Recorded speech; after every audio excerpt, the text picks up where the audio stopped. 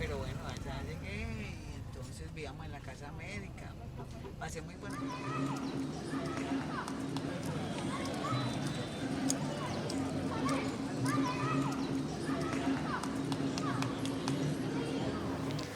Yo nací en Sopetrán, un municipio que queda cerca a Santa Fe de Antioquia. Mi mamá es de Santa Fe de Antioquia, mi papá era de Sopetrán y en esa época era pues profesor, entonces estaba allá en Sopetrán. De los hijos de mi mamá pues fui la única como que no pudo irse para Santa Fe a tenerlos, porque mis otros dos hermanos sí nacieron en Santa Fe a pesar de que mi papá también se encontraba en distintas ciudades. Cierto, por ejemplo, cuando mi hermano estaba en Yarumal, pero mi mamá se fue a tener a mi hermano a Santa Fe de Antioquia, entonces la única que no nació en Santa Fe fui yo, digamos con unos arraigos muy grandes en Santa Fe de Antioquia porque pues, la familia de mi mamá era de allá y allá era donde llegamos a pasar las vacaciones, teníamos muchos primos en Sopetrán también, pero digamos que éramos más afines con los primos de Santa Fe. Entonces, sí tengo un arraigo muy grande en Santa Fe de Antioquia, de pronto lo que no hice fue nacer. Pues ellos se conocieron en Santa Fe de Antioquia, mi papá como era profesor, pues estaba allá dando unas clases. Y entiendo yo que fue como cuando mi mamá iba para misa o algo así, y se conocieron. Y bueno, de todas maneras, vos sabes que en los pueblos, los profesores, y sobre todo en esa época, pues todas las muchachas se sentían orgullosas de que un profesor estuviera, digámosle, con ganas de hacerles cortejo, porque en esa época sí se hacía todo el cortejo y las visitas eran como muy restringidas.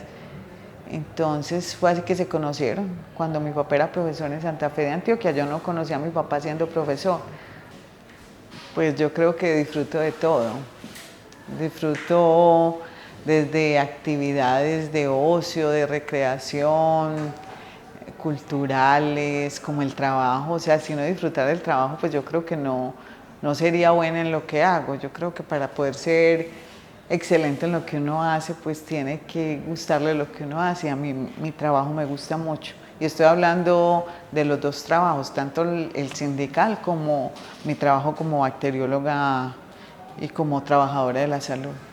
Yo estoy en un colegio de monjas en San Juan Bosco y tenía una profesora que se llamaba la profesora Sara y ella era bacterióloga. Entonces digamos que ella daba ciencias naturales y yo, no sé, crecí pensando que iba a ser bacterióloga. Ya posterior a eso, cuando me presenté a la universidad, fue muy charro porque yo me presenté a bacteriología, pero me presenté también a derecho. Y pasé a bacteriología, pues y me quedé en bacteriología, porque igual fue en la Universidad de Antioquia, que es difícil pasar, y bueno, entonces uno todo orgulloso de que al menos hubiera pasado alguna cosa. Entonces me quedé en bacteriología, pero sí tenía mucha sensibilidad por la parte de salud, por la parte social. Entonces creo que eso fue de las cosas que más me arraigó, fuera de haber tenido como el ejemplo una profesora como tan pujante, que fuera de eso estamos en un colegio de monjas, ella no era monja, pero digamos que sí era muy social y trataba muchos temas de salud, entonces de pronto eso me llamó muchísimo la atención. Mira que yo estaba en colegios de monjas. En el colegio de monjas era no, la juiciosa, el ejemplo. Mi hermanita siempre la paraban en la mesa y decían, ¿quién es la hermanita de esta niña? Y yo me paraba por ella porque ella tenía la disciplina muy mala. Entonces, digamos que, vea, era tanto el extremo de lo que creían que yo era tan ejemplar, que me acuerdo que estábamos en bachillerato y yo me acuerdo que unas niñas pasaron un papel prendido para que lo metiéramos allá en la basura. Entonces lo pasaron y me lo pasaron y yo se lo pasé a la otra y claro, esa basura se prendió y llegó la monja, vea quiénes fueron y ahí mismo sacó pues las que siempre tienen como tachado aquí en la frente que fueron. Entonces yo me acuerdo que una de ellas dijo, no, pero María Victoria también pasó eso. Entonces llegó la profesora y porque nada más había sacado un poquito, entonces dijo María Victoria y yo sí, entonces yo me paré y fui, cuando después estaban ahí todas. Cuando llegó la profesora, y usted vaya y se siente, deje de estar apoyándolas a ellas, que yo sé que usted está aquí parada por apoyar. Y yo, no, yo también participé y no me creyeron. Entonces imagínense cómo era la niña buena del colegio. Pues a ver, yo llegué a Santa Fe de Antioquia después de haber hecho el rural en el Caquetá. ¿Por qué hice el rural en el Caquetá? Porque en esa época se estaba presentando un examen en la dirección seccional y lo ponían a uno abajo de toda la gente que había adelante para hacer esos rurales. Unos compañeros me dijeron, es que no, vea, mande al Amazonas, mande al Caquetá, al Putumayo, y era que eso la llaman. Y claro, me llamaron del Caquetá para ir a hacer el rural y me fui a hacer el rural al Caquetá. Ya cuando llevaba un año larguito, yo dije, no, ya me voy para Antioquia. Y mi abuelito en Santa Fe de Antioquia era un concejal, 45 años concejal por el Partido Conservador. Entonces digamos que había una especie de rosca que después obviamente sí entendí que no era bueno las roscas políticas, pero mi abuelito entonces, para esa época había quedado un alcalde que él le había hecho pues como toda la campaña y eso, y entonces le dijo que están necesitando una bacterióloga, entonces que ese puesto era para mí. Yo llego con la hoja de vida ya al hospital y el bacteriólogo que todavía está, que es William Marín, mi compañero, cuando vio la hoja de vida con una recomendación del alcalde, pues empezó, mi hijo, qué cosa tan impresionante. Pero digamos que después hicimos mucha empatía porque yo trabajaba mucho, o sea, de pronto él pensaba que yo iba a llegar sin trabajar o alguna cosa, entonces trabajaba bastante, entro en provisionalidad y como yo no sabía cómo era que se movía eso, cuando cumplo los 8 meses, antes de cumplirlos voy y le digo al gerente, no vea, es que ya voy a cumplir los 8 meses y como todavía no he pasado a carrera porque no habían concursos, entonces llega el gerente y me dice, no, entonces ya no te puedo prorrogar más eso. Y llega y me hace un contrato, o sea, me termina la provisionalidad y me hace un contrato. Cuando está en el contrato sale el concurso en apartado y me dice, no, pero vaya a concurso. Entonces voy y concurso, llego del concurso y claro, ahí sí me nombran en planta. Y entonces me hacen el periodo de prueba, todo normal. Pero lo que vengo ahorita es eso, o sea, ¿qué tanto no sabía yo de nada, de normatividad, que renuncié a una provisionalidad y quedé en un contrato y después del contrato entonces vuelvo otra vez a carrera administrativa? Que yo vivía como en una burbuja de que nada pasa. Yo decía, ¿por qué se reúnen esos estudiantes? Pues, y claro, en la universidad habían muchos problemas. Lo que pasaba era que de pronto yo no miraba como tanto eso y tenía mucho el pensamiento de que si algo pasaba era porque alguien se lo había buscado.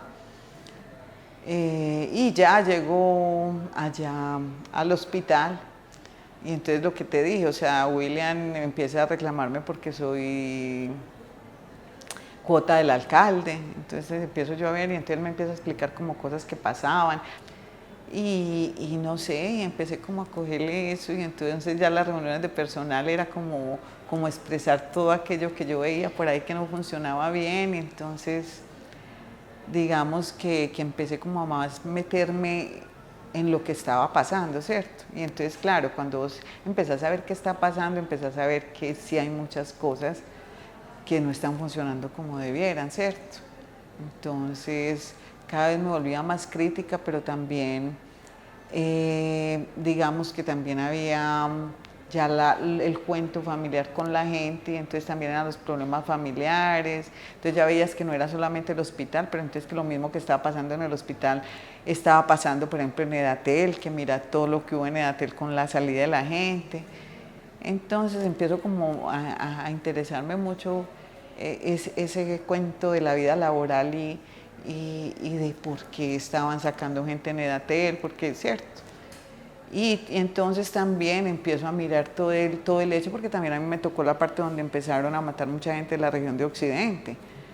Y entonces cuando todo el mundo empieza a irse del sindicato, y aunque yo no era, pues entonces sí empecé a mirar y todo el mundo me decía, no, es que mira, mataron a aquel. Después matan a una persona que era de servicios generales, a ella la mataron en la casa de ella por un comentario que había hecho en una tienda, ¿cierto? Incluso cuando la matan, entran a la casa, ella está en el sanitario y le dejan un aviso de por zapa, así igual al portero del hospital. Entonces fueron cosas que nunca pagó, por ejemplo, el del portero, la ARL, que porque le habían dejado ese anuncio ahí de por sapo. Entonces todo el mundo asimilaba esas cosas de pronto con cosas pasadas. Entonces, claro, todo el mundo empezó ahí mismo, como dice la gente, a timbrarse.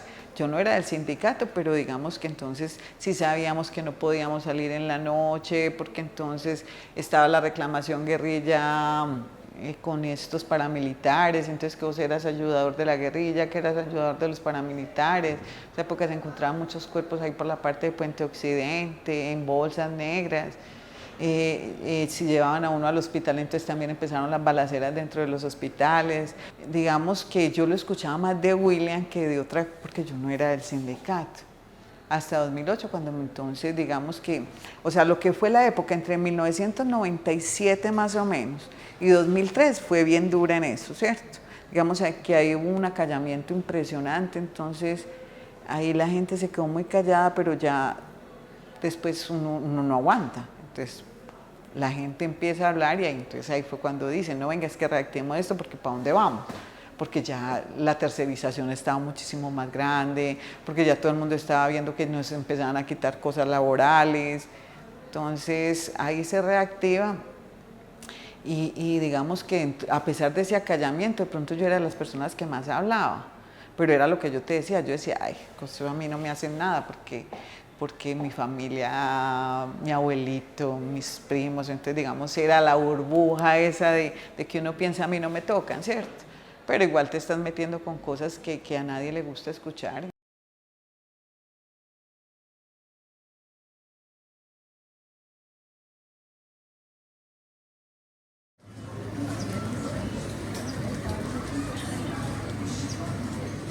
Después del atentado sí que cambió más, porque después del atentado yo sí sentí que todo el mundo se me fue del lado y que mi familia pues tampoco me quería ver en espacios con ellos, ¿cierto?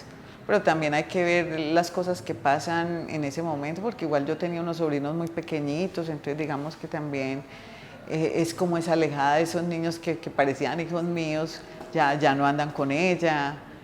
Entonces digamos que después de lo del atentado sí fue una soledad muy grande.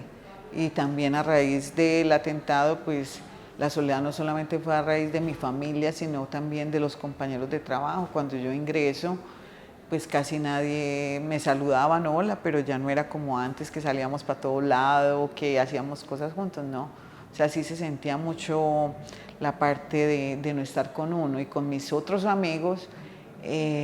También, o sea, es que llegó hasta el punto que yo me acuerdo que un 31 de diciembre, después de ese atentado, yo iba escondida en la parte de atrás de un carro para ir a la finca de un primo mío. Y bueno, los reproches de la mamá de uno a toda hora. Mi papá sí no reprochaba, pero sí era una persona que de pronto mantenía muy nerviosa, ¿cierto? Y por ejemplo, mi mamá hasta el último momento siempre decía, no, es que usted me va a matar. Entonces, sí, son muchas cosas, porque no solamente la parte sindicalista, pero también es el hecho de mientras más duro tengas que afrontar cosas, pues la gente más se aleja, ¿cierto? Entonces digamos que ahí después del atentado pues hubo esa separación, pero era también la gente por miedo como de sus vidas. Pero mira que el atentado hace mucho y este es un momento que a mí no me invitan a reuniones familiares así grandes o con mucha gente. Empieza un momento en que esto lo consume a uno todo, pero te da mucho también. Es decir, vuelvo a sentir la gente del sindicato como mi familia. Pues ahí no solamente estás en la parte laboral de esas personas, sino también en la parte emocional. Y mientras de pronto tu familia se aleja, las personas del sindicato sí somos muy juntas y digamos hasta hacemos como una especie otra vez de burbuja de protección entre nosotros mismos. Entonces es como mi segunda familia, así como me sentía al principio en el trabajo. Un trabajo que puede que te demande mucho porque te acuestas tarde, te levantas muy temprano, estás en muchos lados, pero también te da mucho. Lo que más me interesa a mí de este proyecto es el hecho de que al sindicato lo ven como sociedad, ¿cierto? Es decir, es que el sindicalista somos sociedad, o de dónde salimos nosotros. Nosotros nacemos en el pueblo o nacemos en un territorio.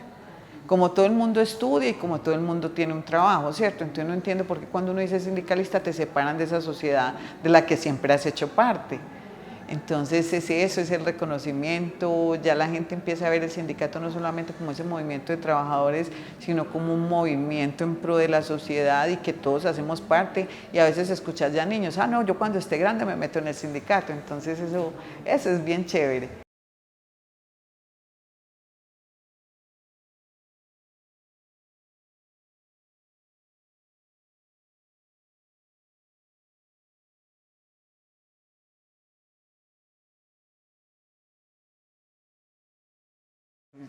El sindicato es de trabajadores, pero el día que deje de trabajar, ese día me voy. Pero me voy en el sentido de dejar mi trabajo y que otra persona llegue a ese trabajo, porque ese es el ciclo de la vida, ¿cierto? Eh, ya de ahí para adelante, ¿qué sigue? Lo social es que el sindicato es eso, es lo social, ¿cierto? Y yo creo que eso sí no me va a apartar. O sea, mientras yo pueda poner un granito en lo que sea, para bienestar de las personas, pues siempre voy a estar ahí, llámeme sindicalista, llámeme líder social, llámeme María Victoria Jiménez solamente.